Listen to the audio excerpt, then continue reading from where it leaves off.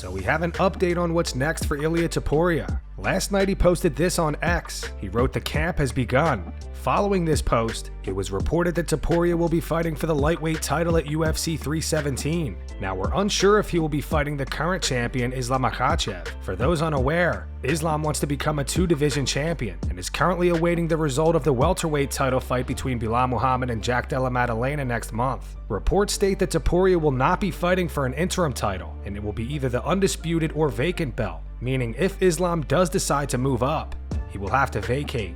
Many believe Topuria will then fight Charles Oliveira for the vacant title. Fight announcements. Sodiq Yusuff is set to face Myron Santos at UFC Vegas 106 on May 17th. Yusuff is currently coming off back-to-back losses and a 1-year layoff, most recently suffering a first-round TKO loss to Diego Lopez last April. Meanwhile, Santos is on a 3-fight winning streak and currently coming off a split decision win over Francis Marshall last month at UFC 313. Shamil Gaziev is out of his upcoming fight against Sergey Spivak at UFC 316. Spivak will now fight Waldo Cortez Acosta. Spivak is coming off a first-round TKO loss to Jailton Almeida in January. Cortez Acosta is riding a 4-fight winning streak, most recently defeating Ryan Spann via TKO in the second round in March. Garry remains unfazed, despite stepping in on short notice to face Carlos Prates this weekend at UFC Kansas City. Prates is currently coming off a first-round KO win over Neil Magny, and Ian believes he will be a huge step up in competition for him. Ian fought Neil back in 2023 and won via unanimous decision. He calls Neil his son and says that he hasn't looked the same since. I think you said the word risk is the thing that I think people focus on. I look at life with a glass half full mentality. When someone calls me and offers a fight, my only option is yes. I'm born to fight. It's what I do. There's no other option in my mind. So for me, I'm excited by short notice fights. I feel like that stuff gets my gears moving and just lets my brain operate. And for me, that's when I'm at my most fun and free. I'm an athlete all year round. I stay ready. I was born ready.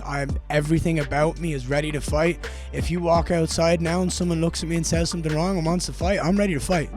I'm always ready in my heart and soul. They don't call us to fight in Irish for nothing. It's in my history. It's in my blood.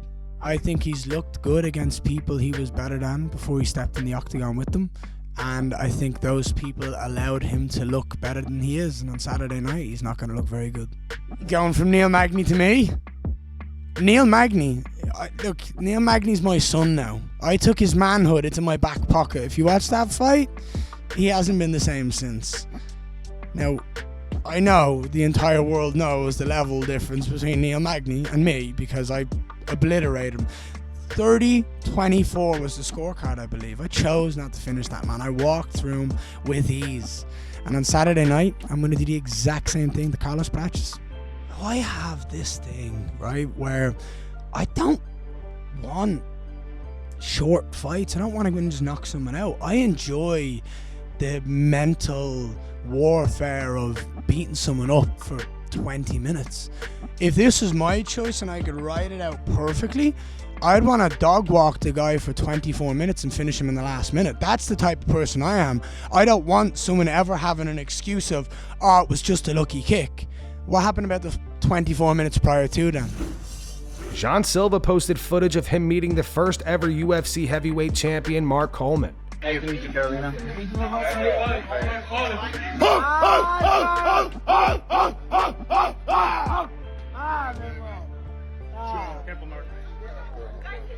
Mark Coleman left a comment on the post. He wrote, "Hell yes, brother. It was a pleasure watching you fight in the cage.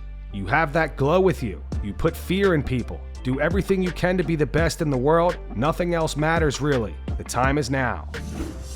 Max Holloway and the Korean Zombie compete on the punching machine. The two are currently training together in Korea. Heavyweight.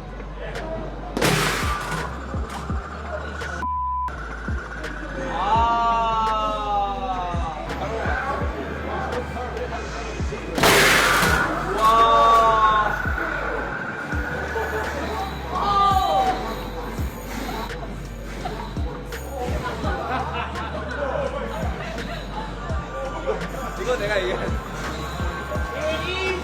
Hit easy the first one.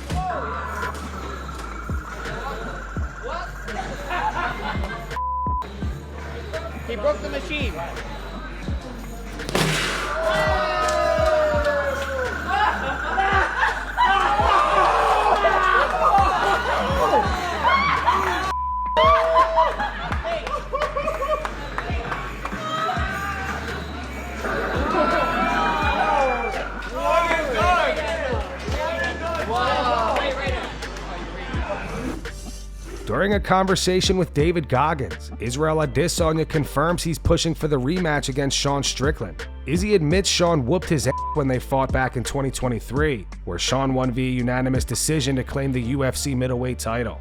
Bob Kamaru Usman for the first time in months.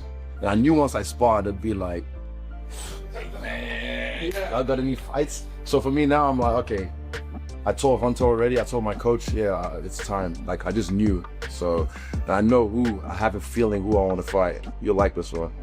I gotta get some get back. Stricky. No! Let me get him You're, no!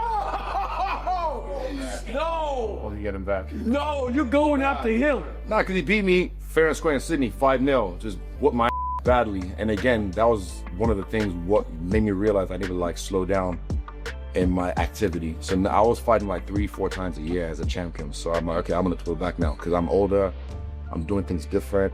So I just don't want to make excuses because he beat me, but then I just want to show him if you beat me at my best. So this time I'm gonna come at him correct. I love And that. everything he's done since that, like because I used to get bullied a lot as a kid. Right. So he's an embodiment of that in a sense. He attacked the young me, the inner child. So I just want to protect him and get some get back for him. Despite Michael Chandler's TKO loss to Paddy Pimblett, it appears Conor McGregor is still interested in fighting him. Conor reposted this yesterday on X, showcasing WrestleMania 41. Conor wrote, "I'll only come back to a stadium." He followed up with Iron Mike Chandler, "Unfinished business." Chandler replied with this photo. He wrote, "Unfinished business loading." Cory Sandhagen admits frustration played a major factor in his recent loss to Umar Nurmagomedov. The two fought last summer, and Umar won via unanimous decision. Sandhagen is currently preparing to fight Davison Figueiredo at UFC Des Moines next month. Speaking to MMAfighting.com, he went on to say, "The me and Umar fight, I feel like frustration lost me that fight a little bit. I kind of went in with the framework and with the perspective that he was going to be very hard to hit. Instead of just being like, oh, that's something to expect, it frustrated me more because I was like, but I've trained so hard in order to make it so I can hit a difficult guy. And since it's still not working, it's making me frustrated. It kind of spiraled from there. I think anytime you get away from your true natural way of winning, things usually don't go well against the top guys in the world. I think I kind of overcorrected in that fight in that I knew that the point scoring was going to be close. I know that if anyone takes me down in the world, I can stand up. I'm confident in that. So I knew that was going to kind of cancel each other out. I knew that a lot of the fight was going to be determined by who landed the more significant shots. At least that's what I thought that it would be. Where I should have just run my normal game plan of good martial arts until they make a mistake and then just jump on them, instead of half good martial arts and forcing things that aren't there. Because forcing things that aren't there against good guys just flat out does not work. So frustration kind of lost me that one. I'm still kind of kicking myself in the butt because when I watched that, because even though it was scored 4 rounds to 1 or something like that, all of the rounds were really close. If I could have just done a couple of things differently, I would have won. That's the story of mine. I'm really good at almost winning these fights, so I've got to figure out how to actually get these close rounds bagged. That's what I've been working on.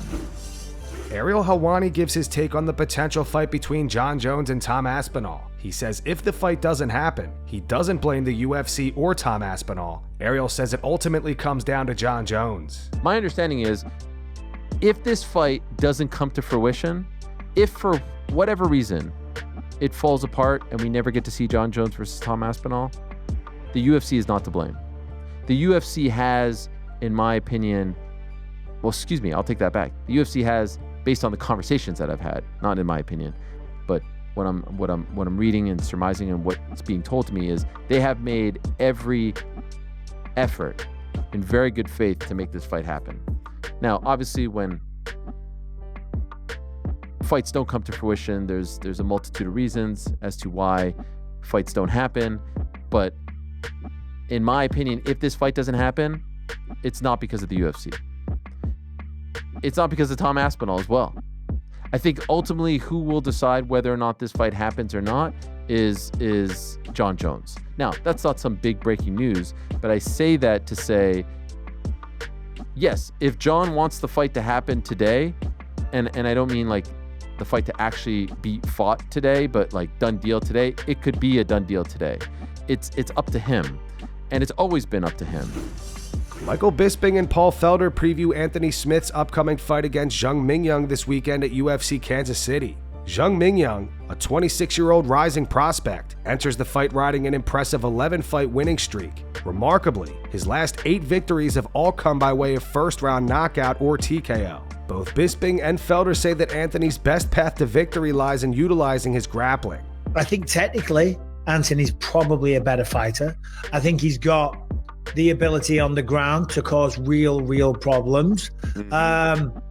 Zhang Mingyang is a beast, though. He's been knocking out everyone in the first round for the last 10 fights or something like that. But he has lost via submission. Right. But that's the scary part for Anthony, right? I mean, he knows that. Everyone knows that. His chin has been checked a couple times. This is the last fight. I think it's really just going to be important for him to have a clean approach, because we know when goes south and things get crazy in there, Anthony can survive there, right? So he needs to figure out, how am I going to get this into a position where ultimately I'm put, on the right foot and that I can get this job done. And I think using your damn jiu-jitsu, he's slick as on the ground, and more often than not, we don't really get to see it because he's not afraid to knuckle up with dudes. He loves a good dogfight out there, but sometimes with these big, powerful, younger guys, you get caught with something. So I do hope to see him bust that out when need be. When you know it's your last fight, I just wonder, is there a barrier to really pushing yourself? When you know you're going to call it a day, I don't know. I was never in that situation. Jon Jones received a challenge coin from Donald Trump. Oh, I love the skies. Albuquerque, New Mexico. Some of the most beautiful skies, beautiful views. Speaking about beauty, I wanted to give a shout out to our 45th and 47th President of the United States, Mr. Donald Trump, for giving me this beautiful challenge coin. I've had the privilege to meet some pretty amazing American people, and I've got these coins for some of our country's best, but this one has to top them all. From the president himself to my mailbox. Great honor. Thank you for this beautiful gift. It will be mounted in the house. Chael Sonnen appears to have reversed his position regarding the potential matchup between Jon Jones and Tom Aspinall. Just yesterday, Chael claimed that the fight has been agreed upon, including a confirmed date. However, in a new statement today, he now asserts that Tom Aspinall will not be facing Jon Jones and instead is expected to defend his interim title once again, this time against Ciryl Gane. On his YouTube channel, Chael said, "You guys probably haven't heard this. You're probably getting this right from me. From the time this leaves my mouth to the time we get this to California, turned around and onto the internet, is going to be about 40 minutes. So the only way I get scooped on this is if somebody hits me in like 40 minutes. The current plan right now, Tom Aspinall versus Ciryl Gane for the interim championship." Caio reveals that he heard rumors that Dricus du Plessis may have broken his shin bone and will be out for 6 months. Caio says he will only fight Khamzat Chimaev if it's for the interim title. Speaking to AG Fight, Caio said, "I heard from another source a little closer to Dricus' camp that it was an injury that seems to be a little serious, like a broken shin. I don't know, something like that. He'll be out for about 6 months, and that would make it easier for the UFC to put the interim title on the line, so I'm waiting for that. This fight will only happen if it's for an interim belt." And that's going to wrap it up for the news. Thanks for watching. For daily MMA news and content, subscribe to Full Mount MMA and click the bell icon to be notified when we post videos. Here are the 3 top comments from last video. The first one's from Chris Cruz 888. It says, "Every time I think Garry can't embarrass himself anymore, he does it again. Impressive." The second one's from Mark. It says, "Uncle Chael saying that Jones versus Aspinall happening means it's 100% not happening." And the final one says, "Can we stop pretending Ank writes any of those tweets?" Those were the 3 top comments from last video. If you want to be featured in the next one, all you have to do is comment down below. And if you missed yesterday's news, click the video on screen right now to get caught up.